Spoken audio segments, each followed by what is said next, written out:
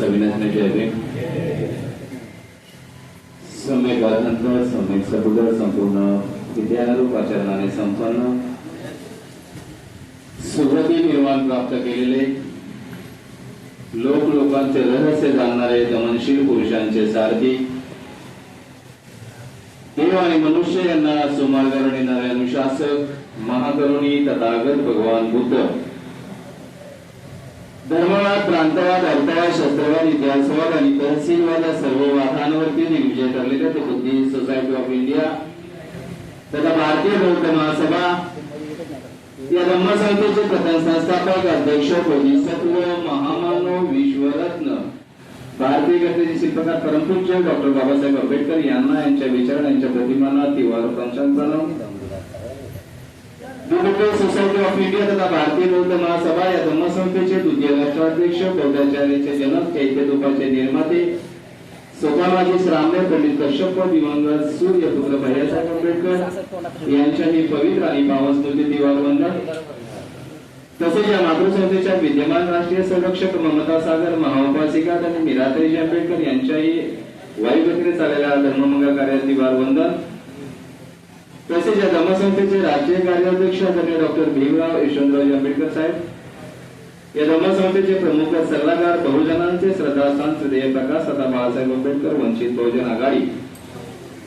आणि आज वर्षावास धम्म प्रवचन मालिका 2025 आषाढ पौर्णिमा ते अश्विन पौर्णिमा आज 16 पुष्प आणि आजचा जो विषय आहे तो बौद्ध धर्म आणि विज्ञान हा विषय मुंबई प्रदेशच्या माध्यमातून आज आणि केंद्राच्या माध्यमातून मला या ठिकाणी देण्यासाठी जो मान दिला त्याबद्दल मी सर्वप्रथम मुंबई प्रदेशचं आणि केंद्राचं देखील या ठिकाणी आभार मानतो कारण सुभामध्ये विषय माझा पहिलाच आहे आणि तो मान मला मिळालेला आहे त्याबद्दल खरोखर त्यांचं मुंबईचं अभिनंदन करतो त्यांचा आभार मानतो आणि या ठिकाणी आज या कार्यक्रमाला उपस्थित असलेले पूजनीय बनते श्रद्धापालजी पूजनीय बनते विशुद्ध बोधी त्याचबरोबर ज्यांच्या माध्यमातून ही मालिका चालू आहे त्या मालिकेचे सन्माननीय अध्यक्ष संस्कार उपाध्यक्ष अध्यक्ष विलासजी ढोबळे त्याचबरोबर मुंबईचे सन्माननीय अध्यक्ष विलासजी वानकडे मुंबईचे कोषाध्यक्ष सतोदीजी मुंबईचे हिशोब तपासणी सागरजी गांगुर्डे त्याचबरोबर पर्यटन विभागाचे आमचे महादेव पर्यटन विभागाचे सुनीलजी बनसोडे त्याचबरोबर या ठिकाणी ए.के. जाधव अशोकजी जाधव मुंबईचे सर्व कार्यकर्ते झोनमधून आलेले सर्व पदाधिकारी शाखेतून आलेल्या सर्व पदाधिकारी आपले तानाजी साखरे पर्यटन विभागाचे अध्यक्ष आणि शाखेतून आलेले सर्व बौद्धाचार्य केंद्रीय शिक्षक प्रशिक्षणाचे बौद्धाचार्य या ठिकाणी श्रद्धा संपन्न शील संपन्न उपासक उपासिका माता बंधू आणि भगिनी आपल्या सर्वांना मी सविनय जयवीर करतो आणि आजचा विषय आहे बौद्ध धर्म आणि विज्ञान या विषयावर आपण जाऊया तर हा विषय जो आहे तो खूप महत्वाचा विषय आहे कारण आपण नेहमी कसं ऐकत आलेलो आहे की बौद्ध धर्म हा विज्ञानावर आधारित आहे किंवा विज्ञान हेच धर्मावर आधारित आहे आणि मग आपण बघितलं की लहानपणी आपण पाहिलं असेल की लहान असताना आपण आकाशाकडे पाहायचो एक कुतूहल असायचं आपल्या मनामध्ये आकाशाकडे त्या चांदण्या त्या तारका पाहत असताना आपल्या मनामध्ये अशांत प्रश्न निर्माण व्हायचे आणि जसं जसं आपण मोठे व्हायला लागलो तसं आपण आई वडिलांना प्रश्न विचारायला लागलो की हे तारे ह्या चांदण्या आपल्यापासून किती दूर असतील हे ब्रह्मांड कसं निर्माण झालं असेल अशा प्रकारचं कुतूहल अशा प्रकारची जिज्ञासा आपल्या मनामध्ये निर्माण झाली कधी कधी कोंबडीच्या अंड्यातून ते पिल्लू कसं तयार होतं अंडा आधी का कोंबडी आधी अशा अनेक कुतूहलाचे प्रश्न हे जग कसं निर्माण झालंय या जगाचा निर्माता कोणी देव आहे का कोणी ब्रह्मा आहे का कोणी विष्णू आहे का तशा अनेक प्रश्न आपल्या मनामध्ये निर्माण होत होते आणि मग आपण धर्मशास्त्रांचा आधार घेऊ लागलो त्या धर्मशास्त्रामध्ये असं लिहिलंय की पृथ्वी ही सपाट आहे आणि या पृथ्वीभोवती पूर्ण जग फिरतं असं धर्मशास्त्रामध्ये लिहिलं गेलं आहे आणि मग धर्मशास्त्रामध्ये लिहिल्यामुळं मग कुपरनिकस आला कुपरनिकस सांगितलं की पृथ्वी ही गोल आहे आणि धर्मशास्त्राचा आधार घेऊन ज्यावेळी ते बघायला लागले त्यावेळेस उपाध्यक्षाला शिक्षा झाली. त्यानंतर गॅलिलियन आला, त्यांनी सांगितलं की बाबा पृथ्वी ही गोल आहे आणि ती सपाट नाहीये, त्याला देखील शिक्षा, अनेकांना शिक्षा झालेली आहे. आणि म्हणून आपण त्यानंतर बघितलं तर अनेक शास्त्रज्ञ निर्माण झालेले आहेत. अनेक शास्त्रज्ञ निर्माण होता ज्यावेळेस भगवान बुद्धांच्या काळामध्ये हे जेव्हा प्रश्न निर्माण होत होते तेव्हा भगवान बुद्धांच्या काळामध्ये भिक्खू वसेटा नावाचा भिक्खू होता. तो देखील भगवान बुद्धांना प्रश्न विचारतो की भिक्खू म्हणते म्हणजे भगवान बुद्ध हे जग कसं निर्माण झाले, या जगाचा कोणी कर्ता आहे का, कोणी निर्माता आहे का. तर मग भगवान बुद्ध भिक्खू वसेटाला सांगतात, कोता कोतो वसेटा समय आमकडाची कराहाची निकासा दोनो अकेला आयने लोको विवर्तती. म्हणजे त्या वसेटाला ते सांगत असतात की एक वेळ अशी होती वसेटा, हे जग आता किंवा निरंतर काळाने ते जग जे आहे ते पूर्ण नष्ट होतं आणि या जगाच्या वरती असलेले सर्व प्राणी किंवा मनुष्य प्राणी हे नष्ट होऊन पुन्हा हे जग विकसित व्हायला सुरुवात होते. म्हणजे हे जगाचा निर्माता कोणी नाही, ते हे जग विकसित झालेलं आहे, उत्सर्जित पावलेलं आहे. आता जगाचा कोणी एक निर्माता नाही. मग आज आपण पाहूया की त्यानंतर मग हेज न्यूटन आला, त्याने गुरुत्वाकर्षणाचा शोध लावलेला आहे. Albert Einstein is equal to square त्याचा त्याने शोध लावलेला आहे. त्यानंतर मग स्टीफन हॉकिंग आताच्या आले ब्लॅक होल, ब्रह्मांड किंवा डार्क मॅटर त्याने देखील सांगितलेलं आहे. त्यानंतर जॉन डाल्टन याने अणूचा शोध लावलेला आहे. मेंडलिफ त्याने देखील अणूच्या संशोधनामध्ये की अणू अस्थिर अणू असं त्याने सांगितलेलं आहे. त्यानंतर अणूचं विभाजन होत नाही म्हणून जे थॉम्सन अणुरेणूचं विभाजन होतं आणि त्याच्यामध्ये रुदरफोर्ड याने देखील कार्य केलेलं आहे. अशा अनेक शास्त्रज्ञांनी शोध लावले. आणि आपण जर बौद्ध धर्म आणि विज्ञानाचा जर विषय या ठिकाणी मांडतोय तर आपल्याला विज्ञान म्हणजे काय हे कळलं पाहिजे, नाही का. विज्ञान म्हणजे काय आणि विज्ञान म्हणजे काय हे जर आपल्याला समजलं तर त्याच्यावरती आपल्याला विचार करता येईल. आता बघा, विज्ञानाची व्याख्या करत असताना अल्बर्ट आइन्स्टाईन याची आठवण होते, कारण अल्बर्ट आइन्स्टाईन हा जगातील सर्वात विद्वान, त्याचा बुद्धांक हा फार मोठा होता. आणि अल्बर्ट आइन्स्टाईननं अनेक शोध लावले आणि अनेक शोध लावल्यानंतर जेव्हा तो बुद्ध धर्माच्या अध्यात्माकडे वळाला तेव्हा अल्बर्ट आइन्स्टाईन असं म्हणतोय की या जगामध्ये जर कुठला धर्म विज्ञानावरती परिपूर्ण उतरत असेल तर तो एकमेव धर्म आहे बौद्ध धर्म, असं अल्बर्ट आइन्स्टाईन म्हणतो. जगातील विख्यात जो शास्त्रज्ञ आहे तो असं त्याचा हे करतोय. आणि मग तो अल्बर्ट आइन्स्टाईन ज्यावेळी सांगतोय की बौद्ध धर्म विज्ञानावरती खरा उतरतोय, मग विज्ञान हे काय आहे हे आपल्याला समजलं पाहिजे. वि म्हणजे काय, विज्ञान, वि म्हणजे विशेष आणि ज्ञान म्हणजे विशेष ज्ञान. विशेष प्रकारचं ज्ञान आपल्याला कळालं पाहिजे. आता त्याच्यामध्ये जर आपल्याला एक उदाहरण द्यायचं झालं तर मी तुम्हाला सांगेन की एखाद्या सामान्य माणसाला जर आपण विचारलं की बाबा या ठिकाणी सैनिक शिबिर चालू आहे, तर ज्या ज्या सैनिकांना शिबिरार्थी आहेत त्यांनी पाठीमागे जाऊन सैनिक शिबिराला उपस्थित दाखवायचे. जे शिबिरासाठी या ठिकाणी आलेले आहेत त्यांनी पाठीमागे जाऊन सैनिक शिबिरामध्ये सहभाग घ्यायचा. तर या ठिकाणी विशेष असं ज्ञान असलं पाहिजे. आपल्याला जर एखाद्या सामान्य माणसाला विचारलं की पृथ्वी जी आहे म्हणजे सूर्य पूर्वेला उगवतो आणि पश्चिमेला मावळतो, हे ज्ञान आहे, सर्वांना माहिती आहे, बरोबर आहे ना. की कोणाला जर विचारलं तर सामान्य माणूस सांगेल नाही, सूर्य पूर्वेला उगवतो आणि पश्चिमेला मावळतो.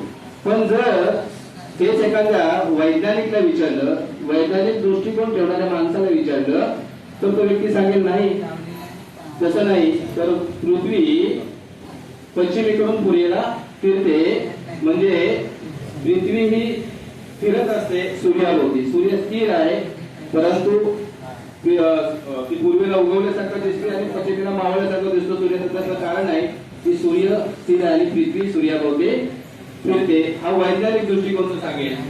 म्हणजे त्याच्यामध्ये काहीतरी विशेष आहे ना, विशेष आहे ना, त्याच्यामध्ये विशेष असं त्यांनी पाहिलेलं. म्हणून विज्ञानाला काय म्हटलंय की विशेष नॉन, म्हणजे त्याच्यामध्ये कसं तिसरा डोळा आता आपण एखादं सामान्य म्हणतो विशेष असं काय आहे, विशेष तिसरा डोळा म्हणजे दुसरा डोळा कुठला, तिसरा म्हणजे वेगळा कुठला डोळा सांगत नाही, तर तिसरा डोळा म्हटलं की कुणाला तरी वेगळं काहीतरी आठवण.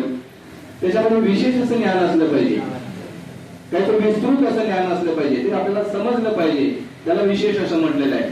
आणि मग ते विशेष पाहत असताना ते आपल्याला सिद्ध करता आलं पाहिजे. त्याच्या काही कसोट्या त्यांनी सांगितल्यात. अल्बर्ट आइन्स्टाईन विशेष म्हणजे त्याला विज्ञान असं जे म्हटलंय, विशेष ज्ञानाला विज्ञान त्यांनी म्हटलंय, त्याच्या काही कसोटी आहेत ते सिद्ध करता आलं पाहिजे, ही त्याची दुसरी कसोटी आहे. आणि तिची तिसरी कसोटी अल्बर्ट आइन्स्टाईनने सांगितली की जो मार्ग आम्ही सांगतोय तो त्रिकाळ सत्य असला पाहिजे. म्हणजे तो आता सांगितलाय, आज सांगितलाय, तर भूतकाळामध्ये तोच असेल, भविष्य काळामध्ये तेच असेल, आणि तुम्ही कुठल्याही देशामध्ये जर गेला तरी ते त्रिकाळ सत्य असलं पाहिजे. जे आम्ही मांडतोय, विज्ञान जे आम्ही मांडणार आहोत ते त्या कसोटीवरती खरा उतरला पाहिजे, तरच त्याला विज्ञान असं म्हटलं जाईल. आणि त्याने त्यावेळेस ते सांगितलं की ते सर्वांवरती सारखं लागू झालं पाहिजे. म्हणजे कुणी गरीब आहे, कुणी श्रीमंत आहे, तर त्याच्यावरती वेगवेगळ्या पद्धतीने लागू झालं असं नाही, तर ते सर्वांवरती, मग तो काळा आहे, गोरा आहे, अगदी तो फॉरेनर आहे, इंडियन आहे, सर्वांवरती ते विज्ञान जे आहे ते सारखं लागलं झालं पाहिजे. असं त्याने त्या अल्बर्ट आइन्स्टाईनने कसोटी सांगितली. पाचवी कसोटी ही फार महत्वाची तो सांगतो. त्याच्यामध्ये काय सांगितलं त्यांनी की विश्व म्हणजे प्रज्ञा. आम्ही विज्ञानाची कसोटी करत असताना आम्ही प्रज्ञा प्राप्त केली पाहिजे. ते विज्ञान हे करत असताना आम्ही प्रज्ञा प्राप्त केली पाहिजे. आणि मग आपण आता विचार करू की ह्या विज्ञानाच्या त्यांनी कसोट्या सांगितल्या की विज्ञान म्हणजे विशेष ज्ञान हे सिद्ध करता आलं पाहिजे. त्यांनी दुसरी कसोटी सांगितली आणि ते त्रिकाळ सत्य असलं पाहिजे, हे त्यांनी तिसरी कोटी सांगितले.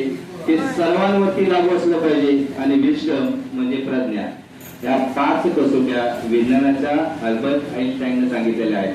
आणि मग आपण बघूया की बौद्ध धर्म हा विज्ञानवादी आहे का, त्याच्यावरती तो त्या कसोटीवरती तो खरा उतरतोय का, खऱ्या पद्धतीने उतरतोय का. मग आपण बघितलं तर या कसोटी करायची असेल तर आपण शाळेमध्ये शिकलेलो आहे नाही का. शाळेमध्ये ज्यावेळेस सायन्सचे विद्यार्थी आहेत ते शाळा शिकताना त्याच्यामध्ये आपल्याला मग काही प्रयोग करावे लागतात नाही का. साहित्य लागतं, सिद्ध करायचं म्हटलं आपल्याला प्रयोग करावे लागते. मग ते साहित्य असतं, काय काय साहित्य असतं, तर त्या ह्याच्यामध्ये आपला एक उद्देश पाहिजे. आता कसोटी सिद्ध करायची म्हणजे उद्देश पाहिजे, काहीतरी उद्देश पाहिजे. मग पहिली गोष्ट आहे की त्याचा आपल्याला उद्देश साहित्य करायचं की बाबा या विज्ञानाचं काही विशेष आहे, त्याचा उद्देश आपण ठेवून उद्देश आपल्याला सांगितलं पाहिजे ना की आपला काहीतरी उद्देश आहे. त्यानंतर साहित्य. मग विज्ञानाचं साहित्य ज्यावेळेस आपण शाळेमध्ये शिकत होतो त्यावेळेस मग ते चंचुपात्र नाही का, अनेक प्रयोगाचे साहित्य असतात. आणि मग प्रयोगाच्या साहित्यावेळेस आपल्याला सांगितलं जातं की बाबा पाणी म्हणजे कसं. आणि पाणी जर आपल्याला विचारलं आपण सामान्य म्हणतो ते पाणी आहे, पण जर ते प्रयोगशाळेमध्ये सिद्ध करायचं असेल तर H2 म्हणजे हायड्रोजनचे 2 अणू, ऑक्सिजनचा 1 अणू आणि ते त्याच्यामध्ये मिसळलं तर मग ते पाणी तयार होतं. म्हणजे प्रयोगाने ते सिद्ध करता येतं ना. त्यामुळं साहित्य काय आलं तर चंचुपात्र वगैरे त्याच्यामध्ये ते साहित्याला आलेलं आहे. त्यानंतर प्रक्रिया. मात्र त्याच्यामध्ये प्रक्रिया आली. प्रक्रिया म्हणजे आपण काय कुठल्या मार्गाने जाणार आहोत ती प्रक्रिया आली. म्हणजे प्रक्रिया करत असताना की भगवान बुद्धाने सांगितलं की धर्माचरण करत असताना तुम्ही त्या प्रक्रियेतून जाऊ लागेल. आपल्याला भगवान बुद्ध नेहमी सांगतात की तुम्ही काय करा, शील पालन करा. तुम्ही काय करा तर समाधीचा अभ्यास करा. तुम्ही काय करा तर प्रज्ञा प्राप्त करा. भगवान बुद्धाने सांगितले ना आम्हाला शील पालन करा, प्रज्ञेचा विकास करा, समाधीचा अभ्यास करा. आणि या गोष्टी जोपर्यंत आम्ही करणार नाही ही प्रक्रिया आहे. या प्रक्रियेतून आम्ही जाऊनच आम्हाला बुद्ध धर्म समजणार आहे, अन्यथा आम्हाला बुद्ध धर्म समजणार नाही. आणि प्रक्रिया केल्यानंतर मग शेवटी जे आहे ते निष्कर्ष. आपण ज्यावेळेस या सगळ्या प्रक्रियेतून जातो त्यावेळेस एक निष्कर्ष निघत असतो. निष्कर्ष म्हणजे त्याला कन्क्लुजन म्हणलं आहे. सायन्सचे जे विद्यार्थी आहेत त्यांना कळेल बरोबर की कन्क्लुजन म्हणजे एखादी गोष्ट जर आम्हाला सिद्ध करायची असेल तर त्याचा निष्कर्ष निघाला पाहिजे. पहिल्यांदा भगवान बुद्धांनी सांगितलं अल्बर्ट आइन्स्टाईननी कसोट्या 5 कसोट्या सांगितल्या. त्यानंतर त्यासाठी त्यांनी साहित्य सांगितलेलं आहे. मग साहित्यामध्ये त्यांनी काय सांगितलं की उद्देश, त्यानंतर साहित्य, त्यानंतर प्रक्रियानंतर त्याच्यातून कन्क्लुजन म्हणजे निष्कर्ष. आणि निष्कर्ष केल्यानंतर मग आपण काय करणार आहे तर आपल्याला भगवान बुद्धांचा हा जो मानवी जीवन आहे ते सुखी करण्यासाठी भगवान बुद्धांना अनेक मार्ग आम्हाला सांगितलेले आहेत. नाही का? भगवान बुद्धांनी आम्हाला सांगितलं की जगामध्ये हे सर्व करत असताना आपला उद्देश पूर्ण करण्यासाठी भगवान बुद्धांनी सांगितलं की तो जाणून घ्यायचा आणि तो निष्कर्ष काढण्यासाठी जगामध्ये दुःख आहे ते त्यांनी पहिलं आर्य सत्य त्यांनी सांगितलेलं आहे. आता जगामध्ये दुःख आहे हे तर त्यांनी सांगितलेलंच आहे, पण हे दुःख निवारण्याचा मार्ग म्हणजे आम्हाला काय प्राप्त करायचं, आमचा उद्देश काय आहे, दुःख नाहीसं करायचं. तर भगवान बुद्ध आम्ही जे काही उपासक आहेत, उपासिका आहेत, जे काही आम्ही केंद्रीय शिक्षक आहोत, केंद्रीय शिक्षक आहेत, बौद्धाचार्य आहेत, भिक्खू आहेत, यांचा उद्देश काय आहे, बौद्ध धर्म आचरण करण्याचा उद्देश काय. तर आम्हाला काय प्राप्त करायचंय, आम्हाला मोक्ष प्राप्त करायचंय का नाही, आम्हाला स्वर्ग प्राप्त करायचं आहे का नाही, मग आम्हाला काय प्राप्त करायचंय, तर आम्हाला निब्बाण प्राप्त करायचंय. निब्बाण म्हणजे जिवंतपणे जे आम्ही प्राप्त करतो त्याला निब्बाण म्हटलेलं आहे. मग आमचा उद्देश काय आहे की निब्बाण प्राप्त करणं हा आमचा उद्देश आहे. व्यवस्थित विषय ऐकून घ्या. जर विषयाला थोडंसं जर तुम्ही हे केलं तर तो विषय समजणार नाही. त्यामुळं पहिला उद्देश काय आमचा, तर या जगामध्ये आम्ही निब्बाण प्राप्त करण्यासाठी आम्ही जी काही मेहनत घेतोय, आम्ही जे काही प्रचार करतोय, प्रसार करतोय, आम्ही जे काही धर्म समजून घेतोय, ते आमचा उद्देश काय आहे, तर आम्हाला निब्बाण प्राप्त करायचं आहे. आता हे निब्बाण प्राप्त करण्यासाठी आपल्याला साहित्य लागत नाही का. जसं प्रयोगशाळेमध्ये H2O हे करण्यासाठी चंचू पात्र, हायड्रोजनचे 2 अणू, तसं आपल्याला निब्बाण प्राप्त करण्यासाठी आपल्याला काय साहित्य आहे, तर आपलं मन आणि आपलं शरीर. त्याला बौद्ध धर्माच्या भाषेमध्ये काय म्हटलेलं आहे, नाम आणि रूप नाही का. नाम आणि रूप म्हटलेलं ना. नाम म्हणजे मन आणि रूप म्हणजे शरीर. या नाम आणि रूपाचा वापर आपण केला पाहिजे. साहित्य आपल्याला आहे ना.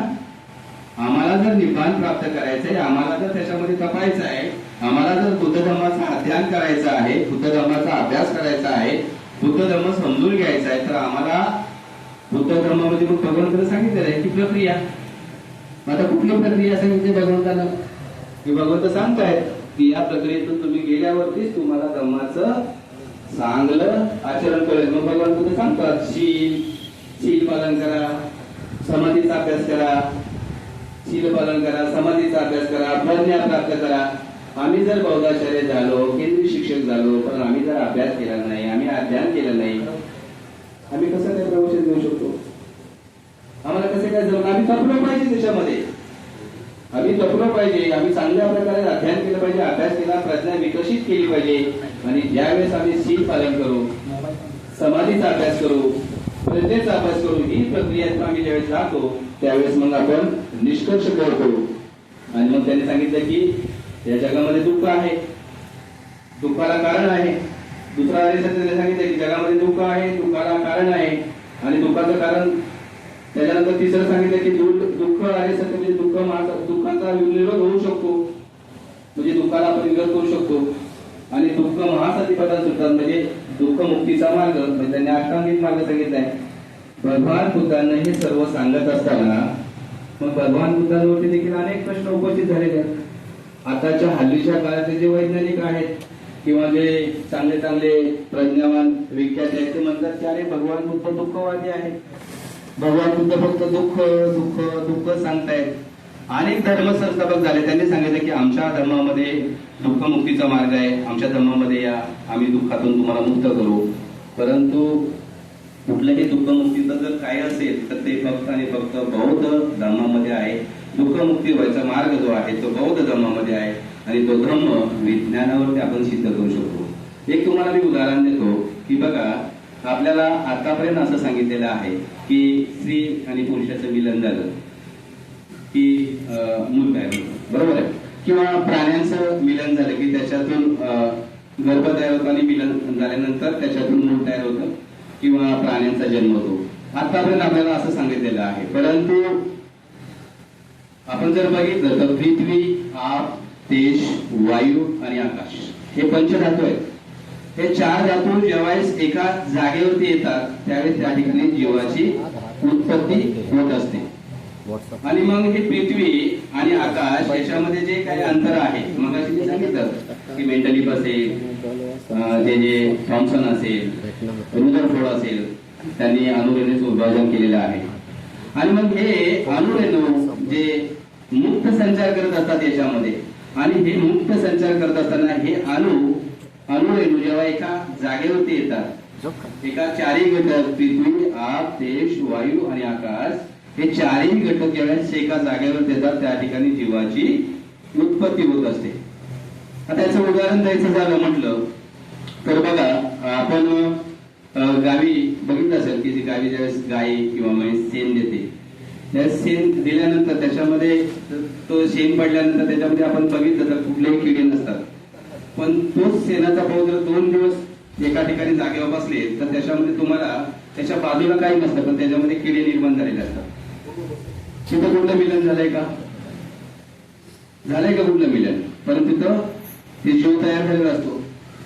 मग तिथे काय झालेलं की पृथ्वी, आप, तेज, वायू, आकाश हे चारही घटक एका जागेवर येतात. त्यामुळे त्या ठिकाणी काय झालेलं आहे? जीवाची उत्पत्ती झाली. तिथे कुठला ब्रह्मा आलाय का? कुठला ईश्वर आलाय का? कुठला देव आलाय का? तर काही नाही. तर त्या ठिकाणी म्हणून भगवंताने सांगितलंय की हे जग जे आहे हे विसर्जित पावलेलं आहे. आणि भगवान बुद्ध त्यावेळेस सांगतात भिक्खू वसतीला की मी देखील एवढा सर्वज्ञ नाही की हा ब्रह्मांडाचा पूर्ण शोध सांगू शकतो की ब्रह्मांड काय आहे. भगवान बुद्ध म्हणतात की मी एवढा सर्वज्ञ नाही की मी सांगू शकतो की हे ब्रह्मांड काय आहे. हे जग जे आहे ते विकसनशील आहे, परिवर्तनशील आहे. विज्ञान जे आहे ते परिवर्तनशील आहे. आणि म्हणून त्या ठिकाणी ते चारही घटक एका जातात. तर पहिलं उदाहरण तुम्ही म्हणाल की त्या शेणामध्ये छोटे छोटे किडे असतील, 2 दिवसांना ते मोठे झाले असतील. मी दुसरं उदाहरण देतो. ज्यावेळेस आपण सालन गरम करतो 100 डिग्री सेल्सिअस पर्यंत त्याला आपण तापवतो, त्याच्यामध्ये कुठले जीवजंतू असतात का? अजिबात नाही. असतात का? 100 डिग्री सेल्सिअस पर्यंत. पण तेच सालन जर आपण 2 दिवस ठेवलं तर त्याच्यामध्ये बॅक्टेरिया तयार होतात. तिथं कुठलं मिलन झालंय का? म्हणजे आपण उदाहरणासकट सांगू शकतो की पृथ्वी, आप, तेज, वायू आणि आकाश हे 5 धातू, 4 धातू एका ठिकाणी आले की त्या ठिकाणी जीवाची उत्पत्ती होत असते. आता आपण बघितलं की गर्भधारण झाल्यानंतर बाळाला ज्यावेळेस ते गर्भधारण होतं, आई जसं पाणी पिते, आई जसं अन्नाचं कण घेते, तसं 9 महिने 9 दिवस ते बाळ त्या पोटामध्ये वाढतं. आणि 9 महिने 9 दिवसानंतर ज्यावेळेस ते बाळ बाहेर येतं, बाहेर आल्यानंतर डॉक्टर त्याला घेतात आणि सगळ्यात पहिले ज्या गोष्टीनं ते बाळ तयार झालेलं आहे, कशाला तयार झाले? पृथ्वी, आप, तेज, वायू आणि आकाश. बाळ बाहेर आल्यानंतर डॉक्टर त्याला घेतात आणि त्याला उलट करतात, त्याच्या पाटाणीवरती हळू फटके मारायला सुरुवात करतात, नाही का? आणि म्हणजे बाळ रडत नसतं. जोपर्यंत बाळ रडत नाही तोपर्यंत मग त्याची ती नाळ कापली जाते, आईची असलेली नाळ. आणि मग बाळाला काय गरज लागते? सगळ्यात पहिली तर श्वास, ज्या गोष्टीपासून तो बंद आहे. आणि मग बाळ रडायला सुरुवात करतो, श्वास घ्यायला सुरुवात करतो, म्हणजे जगण्याच्या प्रक्रियेला त्याची काय होती? सुरुवात होते. त्याला पहिल्यांदा काय मिळालंय? श्वास मिळालाय. दुसरी गोष्ट, ज्या गोष्टीपासून तो बनलाय, दुसरी गोष्ट म्हणजे ऊर्जा. आता ऊर्जा द्यायची म्हणजे बाळाला काय करतात डॉक्टर? कपड्यामध्ये गुंडळतात आणि म्हणतात आईकडे द्या. आई घेते, आई लगेच आपल्या शरीराची ऊब त्या बाळाला देते. तरी बाळ रडायचं थांबतं का? तर अजिबात थांबत नाही. आणि मग बाळाला कशाची गरज लागते? ज्या गोष्टीपासून बाळ बनलंय, पाण्याची गरज लागते. मग डॉक्टर सांगतात आता सांगा आईला की बाळाला पाजा म्हणून. आई ज्यावेळेस बाळाला पाजते त्यावेळेस बाळ रडायचं थांबतं. या 3 गोष्टीपासून जे बाळ तयार झालेलं आहे त्या गोष्टी त्याला मिळाल्या की बाळ रडायचं थांबतं. म्हणजे ज्या गोष्टीपासून ते बनलंय हळूहळू ते बाळ गोंडस होतं. चांगला छोटा झाला की आपण त्याला बाळ म्हणून संबोधित असतो. 18 वर्ष झालं की त्याला बाळा म्हणून संबोधित असतो. नंतर 25-30 वर्ष झाली की त्याला बाळासाहेब म्हणून संबोधित असतो.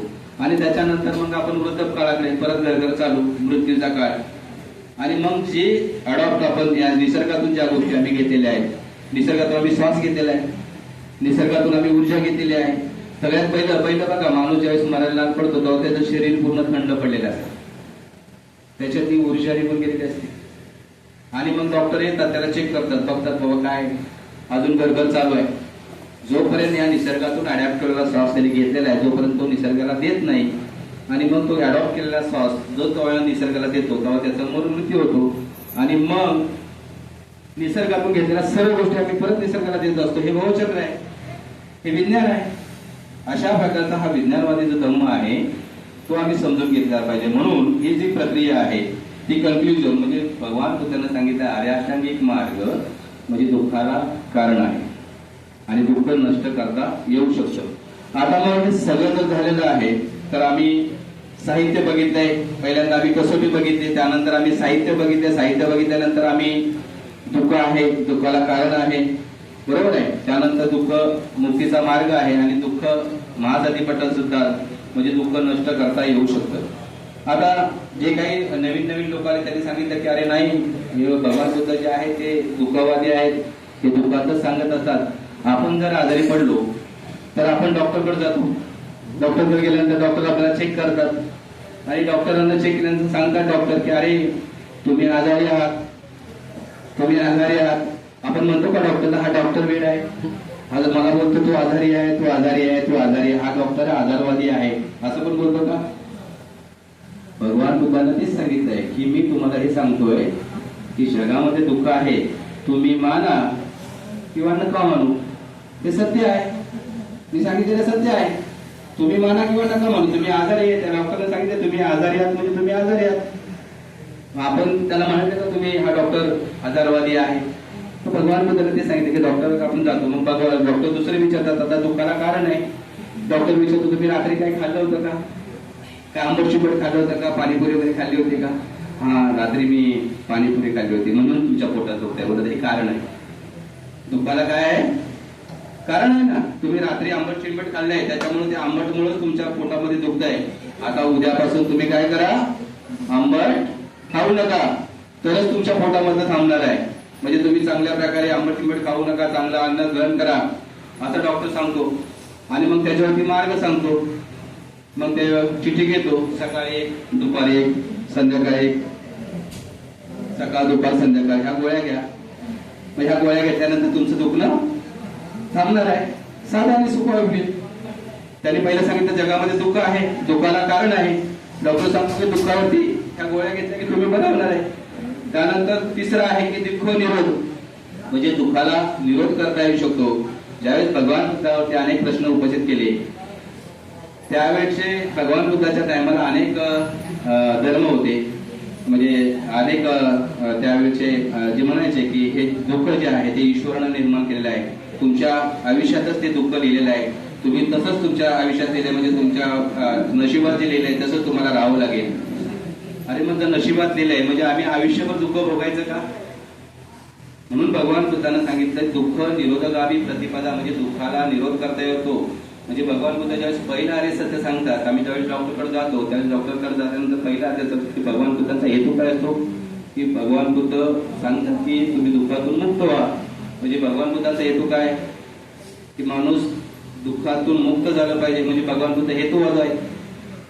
दुसरं सांगत असताना भगवान बुद्ध ज्यावेळेस ते आर्य सत्य सांगतायत दुसरं की दुःखाला कारण आहे,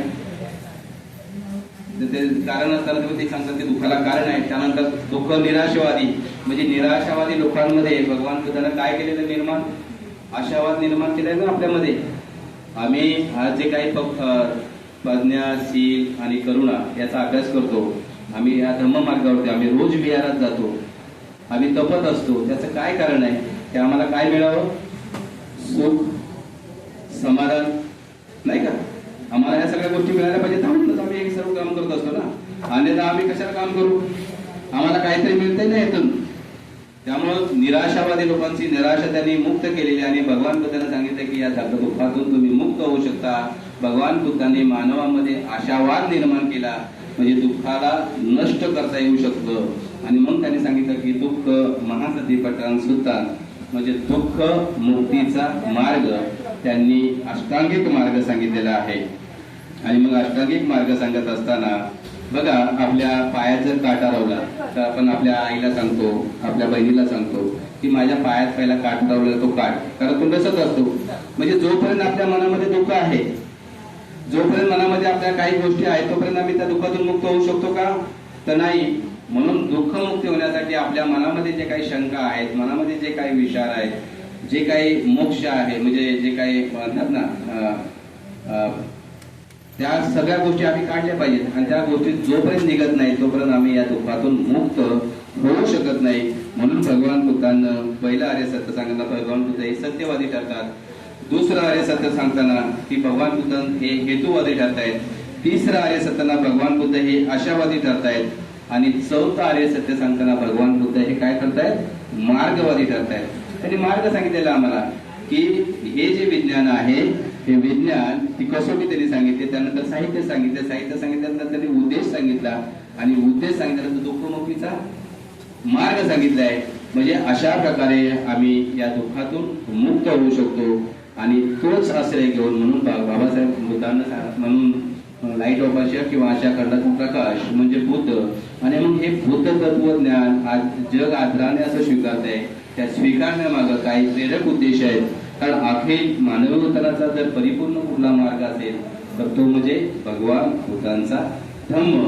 म्हणून डॉक्टर बाबासाहेब आंबेडकरांनी त्याच्यावरती सखोल चिंतन केलेलं आहे, मनन केलेलं आहे आणि सखोल चिंतन करून 14 ऑक्टोबर 1956 ला डॉक्टर बाबासाहेब आंबेडकरांनी जवळजवळ 21 वर्ष सर्व धर्माचा अभ्यास करून त्यांनी आम्हाला फक्त आणि फक्त बुद्धांच्याच ओझळीत टाकलेला आहे. कारण बुद्ध धम्म हा विज्ञानावर आधारित धम्म आहे. बुद्ध धम्म हा मानवी मुक्तीचा जाहीरनामा आहे. बुद्ध धम्म हा मानवाच्या कल्याणाचा मार्ग आहे. म्हणून बाबासाहेब आंबेडकरांनी सखोल चिंतन केलं, मनन केलं आणि त्यांनी आम्हाला कृतीवादी बनवले. म्हणून बाबासाहेब आंबेडकरांनी ज्या काही प्रज्ञा म्हणजे जे काही त्यांनी ज्ञान प्राप्त केलं, ज्या काही त्यांनी परिवार प्राप्त केला, त्यांनी देखील बुद्ध धम्म आणि संघाला अनुसरलेलं आहे. आपण देखील बुद्ध धम्म म्हणजे प्रज्ञा प्राप्त केली पाहिजे, शिलाचं पालन केलं पाहिजे. बाबासाहेबांनी शील पालन केलेलं आहे. बाबासाहेब आंबेडकर प्रदेशामध्ये शिकायला जायचे त्यावेळेस लुसा नावाची स्त्री होती, ती देखील बाबासाहेबांच्या लिझा नावाची स्त्री पाठी लागली होती. परंतु बाबासाहेब म्हटले नाही, तू माझी बहीण आहे. शील पालन केलेलं आहे. बाबासाहेब आंबेडकरांचं शील पालन केलं त्यांनी आणि म्हणून त्यांनी एवढ्या पदव्या प्राप्त. म्हणून बाबासाहेब आंबेडकर एका ठिकाणी म्हणतात की my philosophy has roots in religions not in a political science. I have derivated that from the teaching. I am the Buddha. म्हणजे मी जे काही ज्ञान प्राप्त केलेलं आहे ते ज्ञान फक्त आणि फक्त बुद्ध धर्माला मी अनुसरून राहिलो म्हणून हे सर्व मी विद्या विकसित करू शकलो. आपण देखील त्या प्रकारचे विद्या विकसित करण्यासाठी आपल्याला देखील बुद्ध धम्म आणि संघावर आधारित राहून आपण जर कामकाज केलं तर खऱ्या अर्थाने आम्ही बुद्धाला अनुसरून आमचं जीवन जगू शकतो. मी या ठिकाणी माझा विषय जो आहे तो देण्याचा प्रयत्न केलेला आहे. आपण सर्वांनी मला शांततेचं सहकार्य केलं, शांततेनं ऐकून घेतलं. मी आपल्या सर्वांच्या प्रती मंगलकामना व्यक्त करतो, सदिच्छा व्यक्त करतो की आपल्या सर्वांचं आरोग्य सुखमय, मंगलमय आणि निरोगी वातावरणात पार पडो ही सदिच्छा व्यक्त करतो. आपण सर्वांनी शांततेचं सहकार्य केलं. पुन्हा एकदा आपल्या सर्वांचं अभिनंदन. मुंबई प्रदेशचं देखील पुन्हा एकदा आभार मानतो आणि माझा लांबलेला विषय मी या ठिकाणी थांबवतो. जय भीम, नमो बुद्धाय, जय संविधान.